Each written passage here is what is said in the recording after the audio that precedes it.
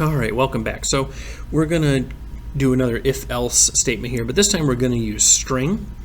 And previously in a video we talked about using an integer, so we could have this variable that would be an integer, and we would ask for a next int, right? So we're entering a number, and we would say that variable, if it's equal to that number, it would then enter this printout, or the system.out print line, and you guessed correctly. However, in Java this can get a little tricky, and it doesn't work this way with the strings. So if I run this would appear that it would work, right?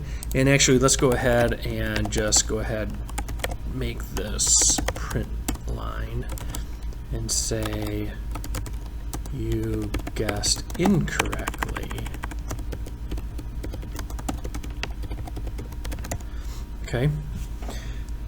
So we've got our if statement, if word is password, print line, you guessed correct, system out, print line. So if we run this, and let's say we do enter password as our password, which, by the way, don't ever do that. It says you guessed incorrectly, right? So it immediately drops down here, even though, this looks like that would be the correct word. So what happens in Java is this does not work for strings. Okay, so what you need to do is do word.equals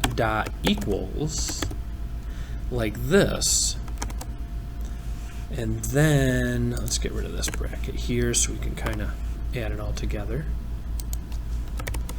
So now it looks like word.equals password. That is different than the equals. Okay, and this is how it works with the strings in Java. So if I run it now, please enter the password.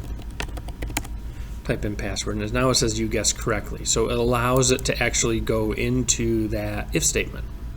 Now, it's not like it'll give you an error, it just won't work. It won't use the if correctly. All right. So hopefully that helps you. When you're using strings, you just have to make sure that you take your variable and you say that variable dot equals right here. You're gonna have to use this method to access that.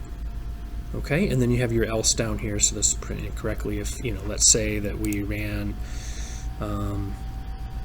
we just happy. Well, that's the incorrect password, right? And so it go ahead and went down to else. And this is definitely how you would use like a password check program. You'd want to use else. Okay. All right. Hopefully that helps. It can be a little bit confusing with Java. Just understand that you can't use the same type of logic operator that you did for integers or you did with doubles. You have to use dot equals when you use strings. All right. Hopefully that helps you, and good luck with your coding.